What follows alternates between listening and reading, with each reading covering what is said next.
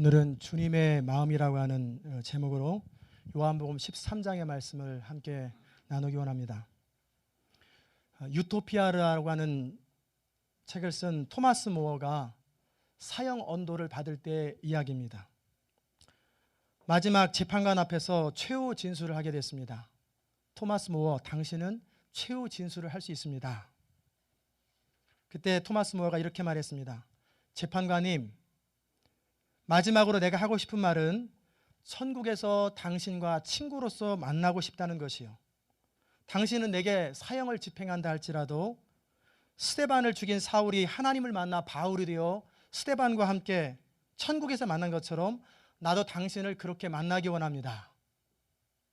재판관은 토마스 모어의 말을 의아하다듯이 물어봤습니다. 어떻게 당신은 나한테 그렇게 호의를 베풀 수 있어? 나는 당신에게 사형을 내리는 사람이요. 그때 토마스 모어는 이렇게 말했습니다. 주님이 내게 그렇게 해주셨기 때문에 내가 그렇게 할 수 있습니다. 사람은 무엇으로 삽니까? 또 사람이 언제 헌신하게 됩니까? 사람은 정말 자기를 사랑해주고 인정해주는 사람을 위해서 살고 그 사람을 위해서 헌신하게 됩니다. 예수님은 12제자를 제외하고 나머지 11명의 제자들, 그 제자들과 부활하신 후에 예수님을 만난 모든 사람들, 그리고 여러분과 저를 사랑하시되 끝까지 사랑하셨어요. 이 예수님의 제자들은 부활하신 예수님을 만난 후에 성령을 받고 나서 그들은 목숨을 아까워하지 아니하고 주의 복음을 전하다가 모두가 다 순교자로 선 사람들입니다. 자신의 목숨을 온전히 주님께 드리면서 후회하거나 아까워한 사람이 없어요. 그들 가운데 베드로 같은 사람은 내가 어떻게 주님과 같이 십자가에 달려 죽을 수 있을까? 그리고 십자가에 머리를 거꾸로 하고 거꾸로 매달게 해달라고 그렇게 죽었던 사람들이에요. 이런 주님의 제자들이 그렇게 헌신한 이유가 뭡니까? 바로 주님의 마음에 감동되었기 때문이에요. 그리고 성령을 통해서 자신의 한계를 넘어섰기 때문에 그렇습니다. 오늘 우리는 요한복음 13장을 통해서 주님의 마음이 무엇인지를 함께 살피기 원합니다. 우리가 주님을 아는 만큼 우리는 믿을 수 있고요, 또 믿는 만큼 순종할 수 있고 순종하는 만큼 우리는 풍성한 인생을 살게 됩니다. 그 주님의 마음은 첫 번째는 끝까지 사랑하시고 본을 보여주시는 주님이세요. 1절 우리가 읽은 대로 예수님께서는 자기가 세상을 떠나 아버지께로 돌아가실 때가 이른 줄 아시고 세상에 있는 자기 사람들을 사랑하시되 끝까지 사랑하시느니라, 그렇게 기록하고 있어요. 이제 우리 주님은 이번 주에 이 성경의 그 시간 속에 돌아가실 것을 아시고 마지막으로 제자들과 함께 유월절 식사를 하고 있습니다. 정말로 의미 있는 시간이고 이제 내일 잡혀가요. 고난을 당합니다. 그리고 제자들과 함께 귀한 시간을 갖고 있을 그때 다른 복음서의 제자들은 어떻게 하고 있냐면 누가 더 크냐, 누가 더 높으냐, 서로 시기하고 질투하고 서로 싸우고 있어요. 그 시간에. 왜냐하면 지난번에 우리가 살펴본 대로 예루살렘에 입성했습니다. 그래서 많은 사람들이 환영하고 이스라엘의 왕이여 호산나 하면서 환영하고 박수치고 종려나무 가지를 흔들었어요. 이렇게 많은 군중들이, 모든 군중들이 예수님 환영하는 걸 보면서 이제 곧 예수님이 왕이 되면 누가 더 높은 자리를 차지할 것이냐, 내가 처음 예수님께 선택받았다, 나는 예수님께 더 많이 헌신했다, 내가 더 높은 자리 찾을 수 있다, 그렇게 서로 자리 다툼을 하고 옥신각신하고 있었어요. 여러분 한번 생각해 보시기 바랍니다. 예수님은 내일 잡혀서 채찍에 맞으시고 고통을 당하시고 십자가에 죽으실 것인데 3년 동안 가르치고 훈련했던 그 제자들, 그리고 내가 십자가를 질 거라고 말을 했음에도 불구하고 이렇게 서로 다투고 시기하고 경쟁하는 제자들을 바라보면서 마음이 어떻겠어요? 그럼에도 예수님은 실망하거나 화를 내지 아니하시고 그들 평생의 기억에 남는 한 장면을 보여주십니다. 저녁 식사 자리에 일어나셔서 겉옷을 벗고 수건을 허리에 동이시고 대야에 물을 떠다가 제자들의 발을 한 사람 한 사람 씻겨주는 거예요. 그 당시 풍습은 사람의 발을 씻는 것은 누구도 안 합니다. 같은 유대인 동족이라도 재정적인 여러 가지 사회적인 이유 때문에 종이 된 사람이라 할지라도 발 씻는 것은 금하고 있어요. 그것은 비천한 일이다. 그리고 이방인들 가운데 사로잡힌 자들이 있다면 그들이 종이 되었을 적에 그 사람들은 발을 씻길 수 있어요. 지극히 천한 것이고 아무도 안 하는 거예요. 그런데 하나님이신 예수님께서, 주님이신 예수님, 선생이신 예수님께서 그 제자들의 발을 씻겨주는 거예요. 풍습을 거슬러서 지극히 낮아지시는 거예요. 그러면서 말씀하시기를 내가 주와 선생으로 너희 발을 씻겼으니 너희도 서로 발을 씻기는 것이 마땅하니라. 낮아짐의 본을 보여주시고 겸손이 뭔지, 그리스도인으로 정말 해야 할 것이 무엇인지를 우리 주님은 보여주신 거예요. 저는 이 주님의 모습이 바로 우리 교회의 모습이요, 이 시대의 그리스도인의 모습이 되기를 간절히 소망합니다. 우리는 전통과 문화와 관습을 가지고 있어요. 그래서 우리가 섬기고 낮아지는 것이 쉽지가 않아요. 나이가 드신 분들이 젊은 사람보다 먼저 고개를 숙여서 인사하는 것을 체면이 깎이는 것으로 생각하는 분들이 참 많아요. 남편이 설거지를 한다든지, 그리고 나름대로 어느 고정관념을 깨는 것이 얼마나 힘든지 우리는 몰라요. 그리고 어느 모임에 있으면 일찍부터 가서 기다리기보다는 시간 다 되거나 조금 늦게 천천히 여유 있게 이렇게 손 흔들면서 들어가는 것이 마치 권위라고 생각하고 있어요. 만약에 우리 가운데 그런 사람이 있다면 섬김이 무엇인지 주님에게 다시 배워야 합니다. 우리 주님은 하나님이신데도 어떻게 지극히 낮아지셔서 섬길 수 있을까?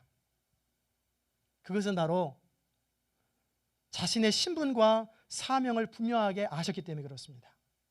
3절에 보면 우리 주님께서 뭐라고 말씀하시냐면 아버지께서 모든 것을 자기 손에 맡기신 것과 또 자기가 하나님께로부터 오셨다가 하나님께로 돌아가실 것을 아시고, 그렇게 돼 있어요. 예수님은 자신의 신분, 예수님이 누구인지, 그리고 사명이 무엇인지를 항상 잊지 아니하고 기억하고 계셨어요. 그렇기 때문에 아무리 낮아지는 행동을 한다 할지라도 예수님은 낮아지지가 않아요. 우리 주님은 하나님의 아들로서의 내적인 권위를 가지고 계셨어요. 이 땅의 주인을 구원하기 위해서 그 사명을 늘 인식하고 계셨어요. 그래서 유대인들 종조차 하지 않는 제자들의 발을 씻겨도 조금 더 위축되거나 권위가 떨어지지 않아요. 여러분, 진정한 권위는 내가 뭔가를 소유했거나 또는 사람들에 의해서 세워지는 것이 아니에요. 진정한 권위는 우리의 존재됨과 인격으로부터 나오는 거예요. 나폴레옹이 어느 날 그 장군들과 함께 회의를 합니다. 탁자에 앉아 있는데 나폴레옹이 좀 늦게 들어왔어요. 그런데 나폴레옹이 황제의 자리에 앉지 아니하고 초라해 보이는 자리에 앉아 있는 거예요. 그러자 모든 장수들이 폐하, 그러시면 안 됩니다. 저 자리에 앉으시지요. 그럴 때 나폴레옹이 뭐라고 얘기했냐면 내가 상석에 앉는다고 해서 황제가 되는 게 아니고 말석에 앉는다고 해서 황제가 안 되는 것도 아니다. 나는 황제다. 내가 앉는 그 자리가 황제 자리다. 그렇게 이야기했습니다. 우리가 누구인지 우리 자신에 대한 정체성이 분명하고, 그리고 우리가 무엇을 해야 되는지 우리 사명감이 분명한 사람은 그 스스로 권위를 가지고 있습니다. 여러분 누구십니까? 우리는 예수 그리스도로 말미암아 하나님의 자녀가 된 권세를 가지고 있어요. 한번 여러분 자신에게 이렇게 말해 주시기 바랍니다. 나는 하나님의 아들과 딸이다. 이것에 대해서 자신이 없는 사람들은 늘 위축돼요. 그것이 분명한 사람들, 나는 하나님의 아들이고 나는 하나님의 딸이다라고 하는 분명한 정체성이 있는 사람들은 사람들이 뭐라고 하든지 흔들리지 않아요. 우리는 영원히 이 땅에 살 존재가 아니고 잠시 후면 천국에 갈 사람들이에요. 우리는 택한 족속이요 왕 같은 제사장입니다. 이 땅에서 사람들이 보기에 아무리 초라한다 할지라도 우리의 신분은 온 우주 만물을 지으신 하나님의 자녀라는 거예요. 이것에 대해서 그냥 사람들은 다 저런 식으로 얘기를 해. 그리고 자기 위로하고 변명해. 이렇게밖에 받아들이지 못하는 사람들은 늘 사람들이 뭐라고 말하느냐에 따라서 이리저리 흔들리고 주머니에 돈이 많으면 좀 고개가 뻣뻣해지고 재정적으로 떨어지면 초라해지고 그렇게 될 거예요. 그러나 사람들이 뭐라고 말하든 상관하지 아니하고 하나님이 우리에게 말씀해 주신 그것을 나의 진정한 정체성과 권위로 삼는 사람들, 그런 사람들은 이 땅을 살아가면서 참으로 당당합니다. 그리고 그 자녀된 권세를 누리고 살고 하나님 앞에 기도하며 살아가요. 우리는 얼마나 많이 가졌느냐, 사람들이 우리한테 어떻게 말해주느냐, 그것은 중요하지 않아요. 우리 지난 금요일 날 그 맨발 천사 김춘선 할아버지 DVD 영화를 같이 봤습니다. 지하철에서 모든 사람에게 손가락질을 받고 미친 사람이라고 조롱을 했어요.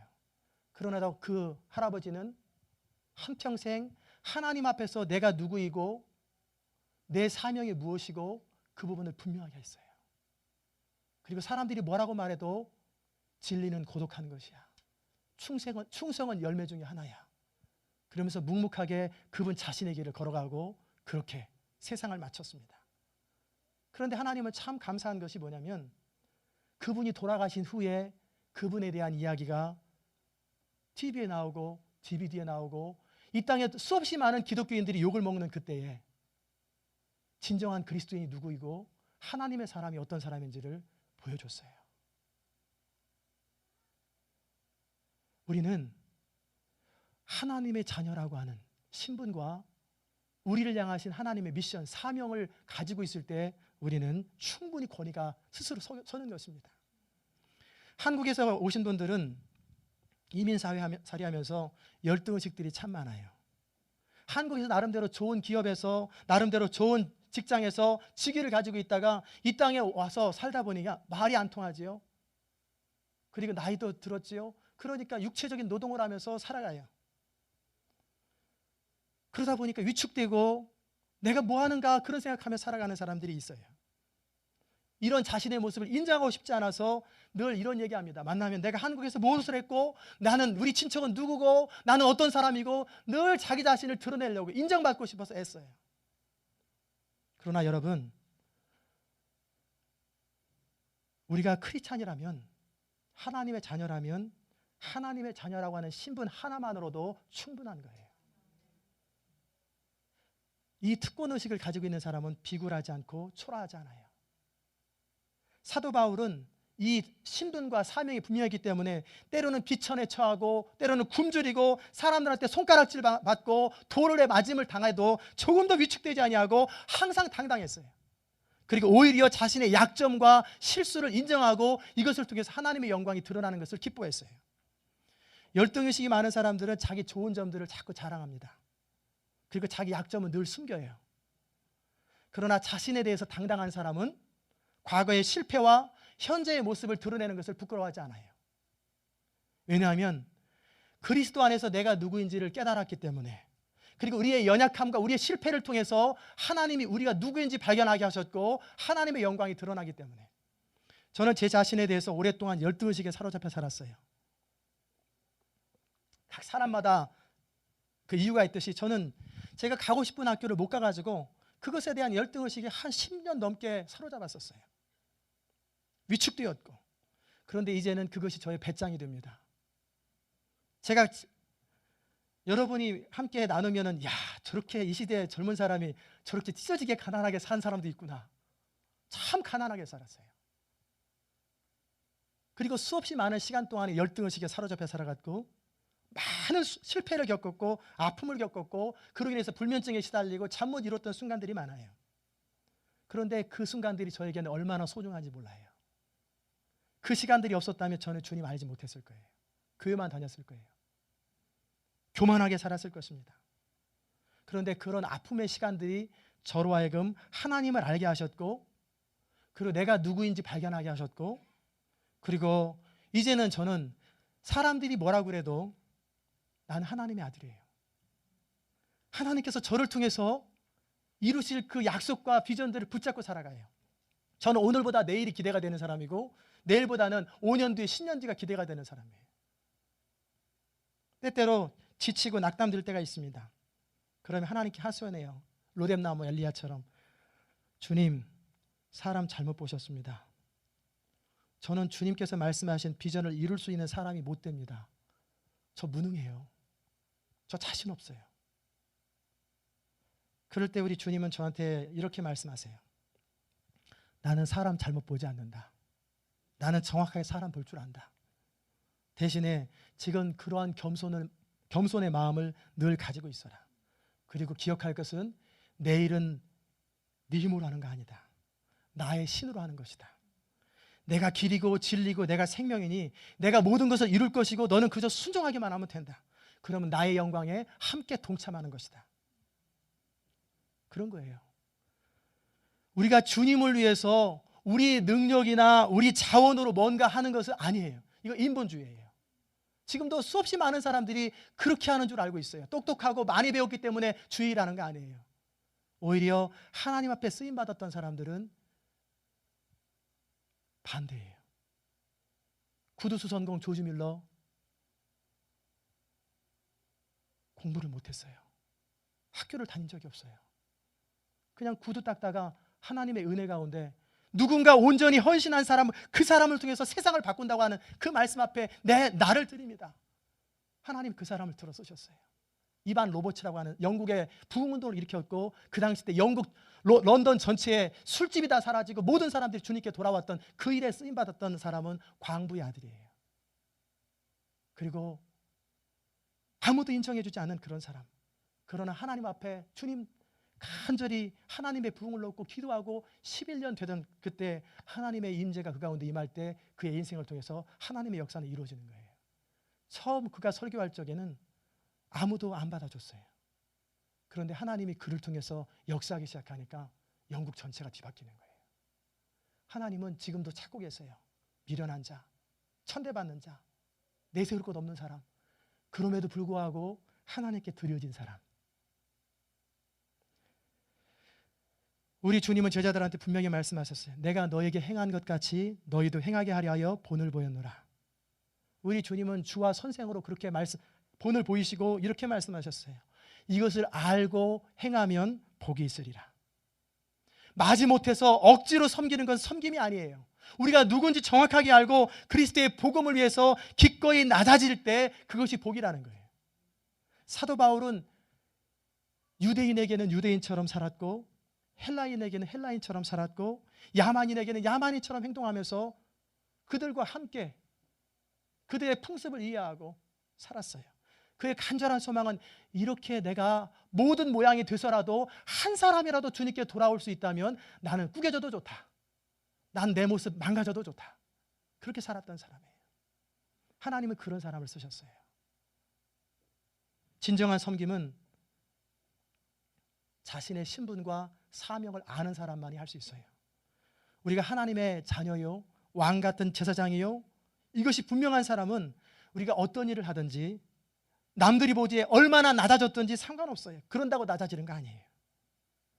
우리의 사명은 주님께로 돌아오게 할 수없이 많은 잃어버린 자들을 향해서 불타는 마음, 안타까운 마음을 가지고 있는 것, 이것이 사명입니다. 이게 바로 하나님 나라와 영광을 위해서 살아가는 사람들이에요.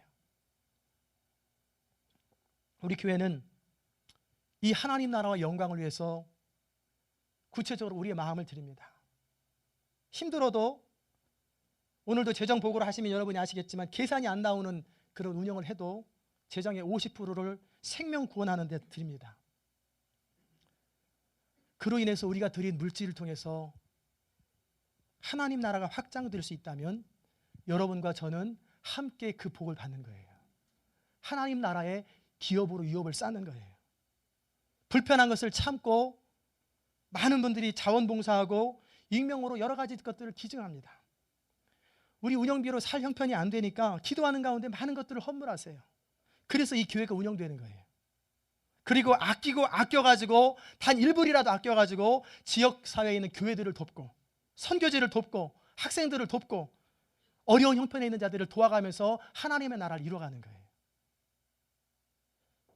이것을 알고 행하는 자는 복이 있는 거예요. 그냥 교회가 하는가 보다 하고 그냥 그런가 보다 하고 사는 사람들은 알고 행하지 않기 때문에 복이 없어요. 정말 그런 줄 알고 여러분에게 나눠드린 생명구원 그 통에 1불 1불 아껴가지고 이것이 주님을 위해서 쓰여질 수 있다면 알고 행하는 자는 복이 있는 거예요. 그렇게 우리가 할 때 우리는 하늘의 복을 쌓는 자가 되고, 이 목적을 위해서 우리는 불편해도 참고 모든 것을 기쁨으로 감당하고 어느 것도 문제가 되지 않아요. 우리 주님은 제자들을 향해서 누가 높은가 경쟁하는 제자들을 나무라지 아니하시고 참아주시고 섬기는 것이 뭔지를 보여주셨어요.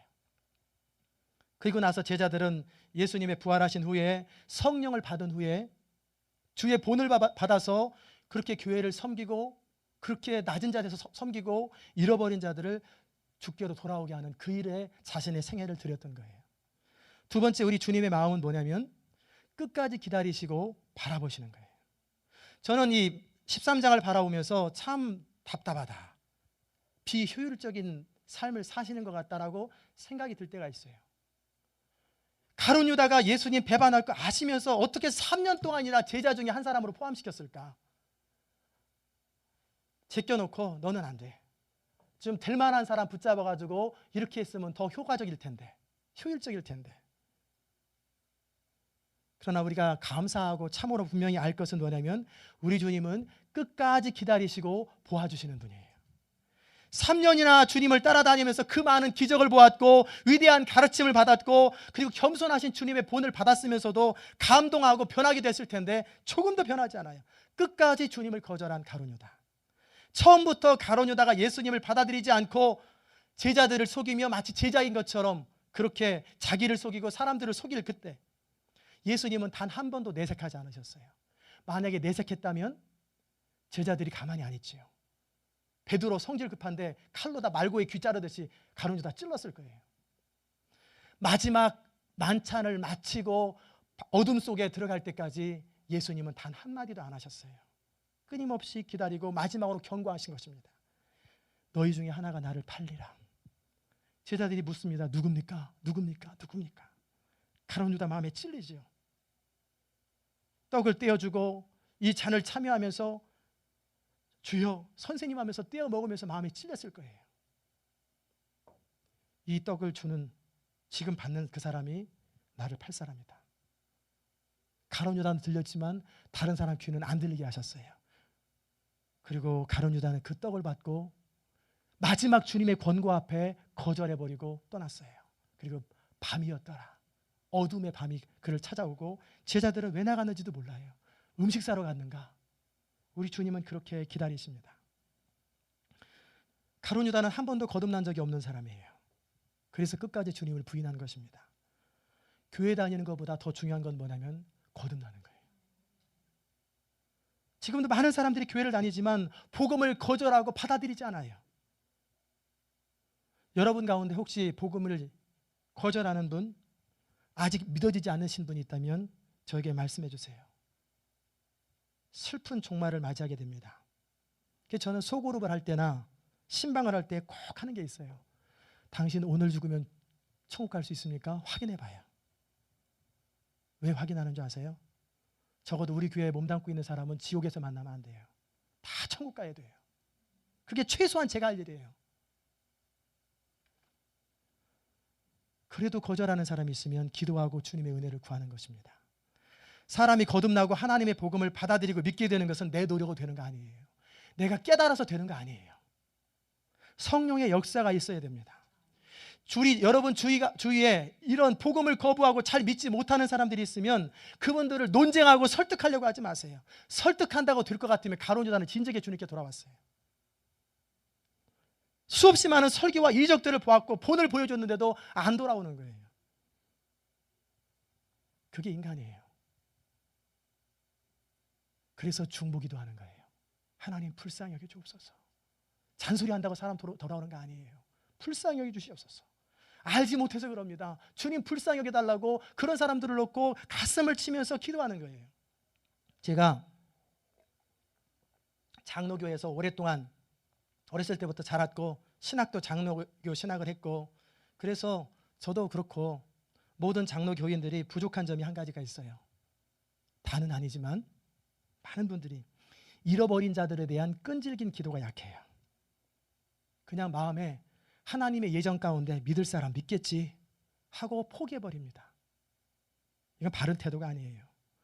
우리 주님께서 가룟 유다를 마지막 순간까지 포기하지 아니하시고 기다린 것처럼 그렇게 사람들을 품고 기다리는 것이 필요해요.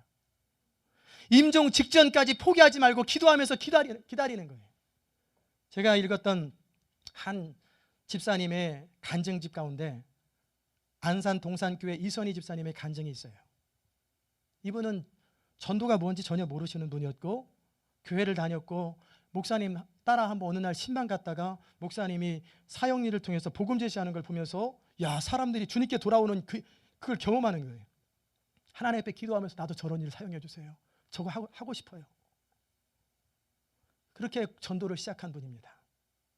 이분 마음속에 가지고 있는 분명한 확신은 뭐냐면 전도는 하는 것이 아니라 저절로 되는 것이다.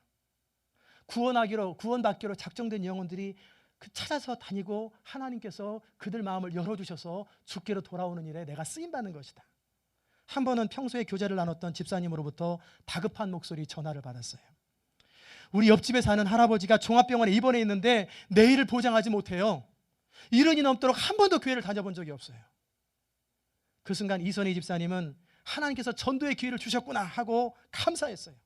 그리고 병원에 도착해서 할아버지 옆에 가보니 금방이라도 숨이 넘어갈 듯이 호흡기를 가지고 복수는 가득 산처럼 높아가지고 흔들어서 해도 도무지 의식이 없어요. 할아버지 정신 좀 차리세요. 정신 좀 차리세요. 복음 듣고 구원받아야 돼요. 그러나 반응이 없어요. 그때 바깥에서 무슨 소리 듣고 이런 소리가 어떤 사람이 들어와서 이렇게 소리치는 거예요. 이것들 봐요. 당신들 나가요. 나가. 누군가 봤더니 그 할아버지의 큰딸이에요.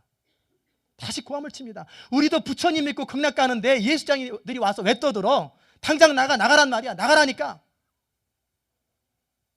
그 이선희 집사님 부처님 믿고 극락 간다는 말을 듣고 몸이 확 달았고 그래서 엄숙하게 그 부인의 손을 붙들고 나왔어요. 따님 되신다면서요. 아주머니는 이후에라도 예수님 믿고 구원받아 천국 갈 수 있는데 아버님은 달라요. 언제 숨이 넘어갈지 모르잖아요.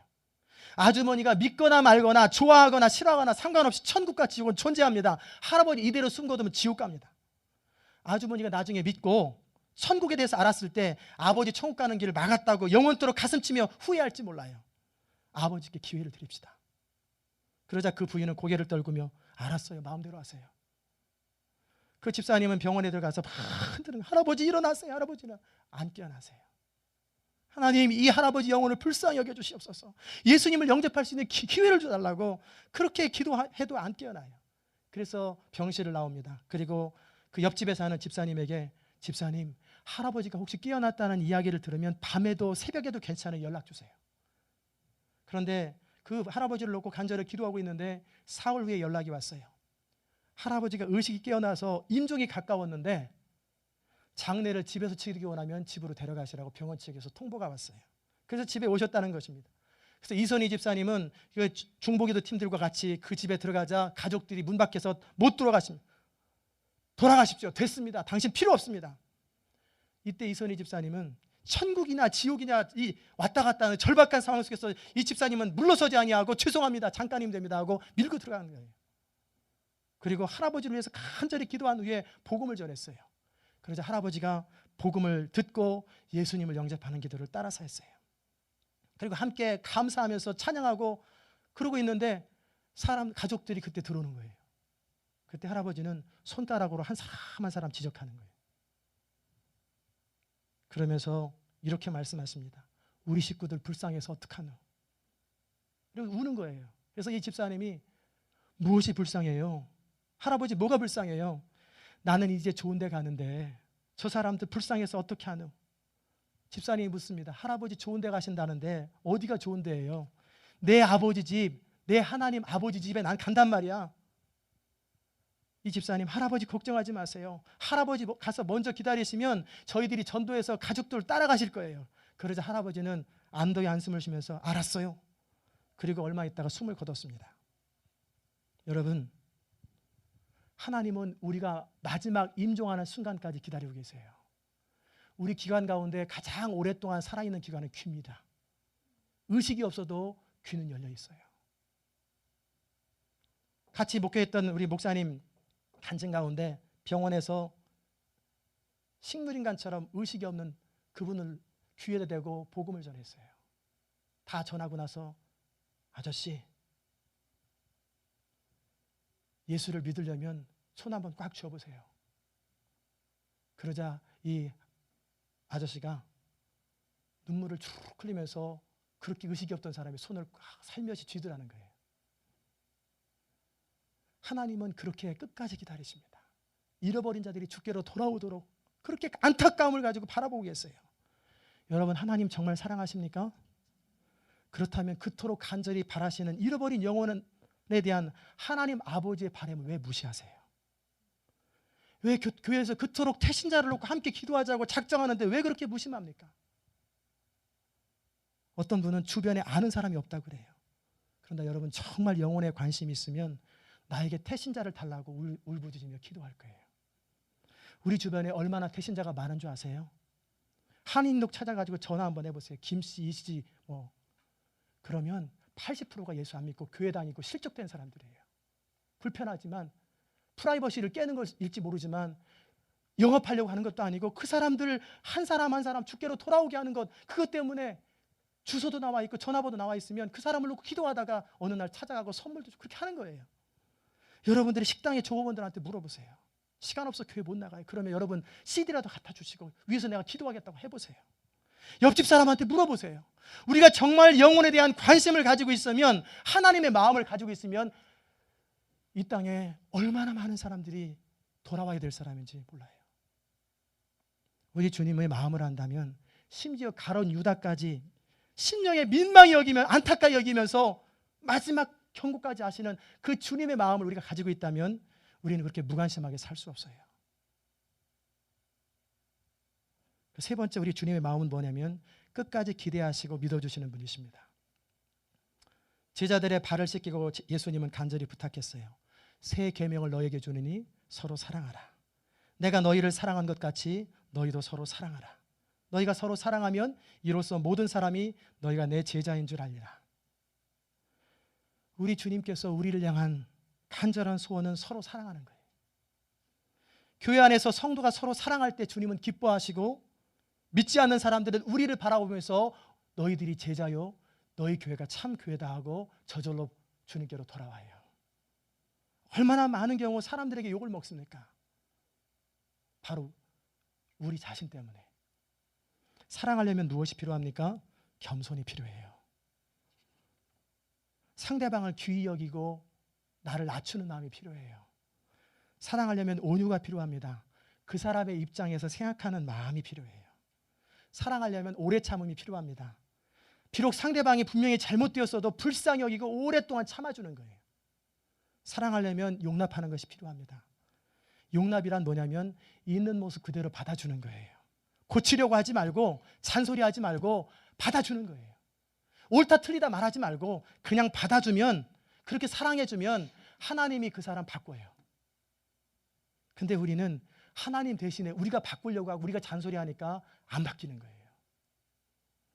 예수 오래 믿은 증거가 뭡니까? 사랑하는 거예요. 정말 우리가 사랑할 때 예수 믿는 것이 드러나는 거예요. 저는 오늘 이 시간부터 우리 교회 안에는 정말 사랑하는 교회가 되기를 바랍니다. 서로 모난 부분, 부족한 부분 바라보면 비난하고 정죄하고 하지 말고 겸손과 온유로 받아줄 수 있으면 좋겠어요. 오래 참아주는 덕이 있으면 좋겠어요. 누구나 쉽게 판단하고 정죄하는 건 다 할 수 있어요. 누구나 쉽게 지적할 수 있어요. 옳고 그른 것 우리 너무너무 잘 알아요. 그러나 정말 필요한 것은 품어주고 받아주는 거예요. 그렇다고 진리와 타협하라는 거 아니에요. 진리 안에서 불쌍히 여기고 서로 받아주는 것, 있는 모습 그대로, 그것이 바로 주님의 마음입니다. 우리 모두는 그 주님의 오래 참고 기다려주시는 사랑에 의해서 감동된 사람들이에요. 그래서 예수 믿은 사람입니다. 우리 주님께서 베드로를 참아주시듯이 우리를 참아주십니다. 나는 주님을 따를 것이며 주님을 위해서 목숨을 버리겠습니다 라고 장담하는 베드로를 향해서 우리 주님 뭐라고 말씀하셨어요? 너는 닭 울기 전에 3번 나를 부인하리라. 그러나 돌이킨 후에 나를 따라오너라.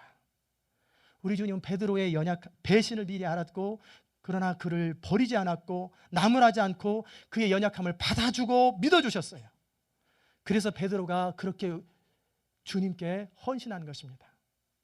그 주님께서는 여러분과 저를 받아주셨고 무한히 용서하셨어요. 그 엄청난 사랑에 우리는 빚진 자입니다. 그런데 그 주님은 우리가 그 주님에게 진 빚을 주님께 리턴하기를 원치 않으세요. 성도에게, 다른 사람에게 리턴하기를 원하세요. 진정한 섬김이 뭡니까? 다시 되돌려받지 못하는 사람에게 베푸는 게 섬김이에요. 내가 뭔가를 주고 나서 그 사람이 내가 이렇게 했는데 왜 그렇게 하지? 그건 섬김 아니에요. 대가를 바라는 거예요. 섬김은 내가 주고 다시 받지 않는 거예요. 그리고 섬김은 말 없는 거예요. 내가 무엇을 했네 드러내지 않는 게 섬김이에요. 우리가 무엇인가 있거든 줄 것이 있다면 우리 사랑의 마음이든 우리의 물질이든 우리의 시간이든 줄 것이 있다면 베푸시기 바랍니다. 그것이 우리가 주님께 하는 거예요. 우리 주님은 지극히 가난한 소자에게 한 것이 주님께 한 것이라고 말씀하셨어요. 사랑하는 성도 여러분, 우리 주님께서는 여러분을, 저를 끝까지 사랑하시고 기다려 주셨습니다. 그 주님의 사랑 안에서 우리가 하나님의 자녀가 된 것이고, 그리고 우리 주님은 우리에게 부탁하세요. 내가 너희를 사랑한 것 그대로 너희도 서로 사랑해라. 여러분이 주님에게서 사랑을 느낀 그대로 사랑하라고 말씀하셨어요. 이해가 안 돼도 돼요. 그냥 믿어주고 기다려주면 돼요. 섬김 중에 최고의 섬김은 뭔지 아십니까? 잃어버린 자에게 복음을 전하는 거예요. 그들을 위해서 기도하는 것이 최고의 섬김이에요. 제가 여러분을 섬길 수 있는 최고의 일이 뭔지 아세요? 여러분을 놓고 기도하고 말씀 준비 정성껏 하는 거예요. 제가 여러분에게 밥 한 끼 못 사드릴 수 있고 여러분의 실질적 필요 못 채워드릴 수 있어요. 그거 다 할 수 없어요. 제가 최고의 섬김은 여러분을 놓고 기도하고 여러분을 위해서 최선을 다해서 말씀을 준비해서 그것이 최고의 섬김이에요. 또 우리가 이제 같이 함께 있는 성도와 이웃들 과정 속에, 관계 속에서 사랑하라고 섬기라고 우리 주님 말씀하셨어요. 그러면 세상에 있는 사람들이 너희가 주님의 제자인 줄 알고 주께로 돌아온다는 것입니다. 끝까지 믿어주시고 사랑해 주신 그 주님의 사랑을 헛되이 하지 맙시다. 이제 우리 교회에서, 우리의 가정에서, 여러분의 직장에서 사랑하며 삽시다. 우리는 누굽니까? 하나님의 자녀예요. 그리고 하나님의 나라를 위해서 살아가는 존재입니다. 이 분명한 정체성과 사명을 알고 있으면 우리는 주님의 마음을 가지고 살아갈 수 있는 것입니다. 이 축복이 여러분의 것이 되기를 주의 이름으로 축원합니다. 기도하십시다. 은혜로우신 하나님, 오늘 주님의 마음에 대해서 살펴보게 하신 것 감사합니다. 하나님, 주님의 은혜가 우리 가운데 있기에 하나님의 자녀가 되었고, 자녀된 우리에게 아무한테나 부탁하지 한 것이 아니고 자녀인 우리, 제자인 우리에게 서로 사랑하라고 말씀하셨고 내가 한 것처럼 너희도 섬기라고 말씀하셨음에 그 말씀에 순종할 수 있도록 도우시옵소서. 다른 사람이 어떻게 하든 신경 쓰지 말게 하시고 다른 사람이 나의 모습을 어떻게 보아주든지 관심 두지 말게 하시고 그저 내가 할 것만 충성스럽게 할 수 있도록 은혜를 더하여 주옵소서. 그리하므로 우리를 통해서 하나님의 나라가 아름답게 확장될 수 있도록 은총 더하여 주옵소서. 감사드리며 예수 그리스도의 귀하신 이름으로 기도드리옵나이다. 아멘. 우리 자리에 일어나셔서 507장 찬송하십시다. 조금 키를 좀 낮추세요. 너무 높아가지고. 507장.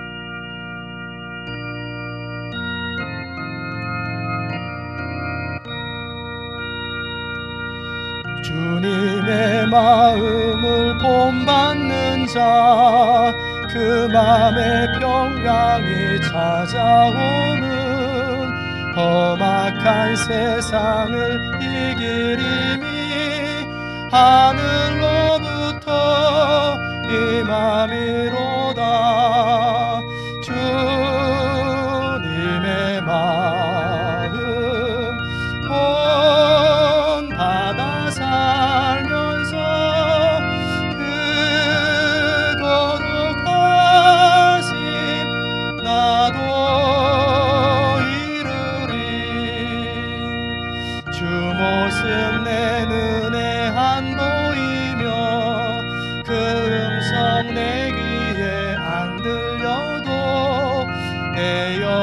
날마다 주를 만나 신령한 말씀 늘 배우도다. 주님의 마음 본받아 살면서 그 거룩하신 나도 이르리. 좀 천천히 부르십시다. 가는 길 거칠고 험하여도 내 맘에 불평이 없어지는 십자가 고난을 이겨내신 주님의 마음 본받음이라.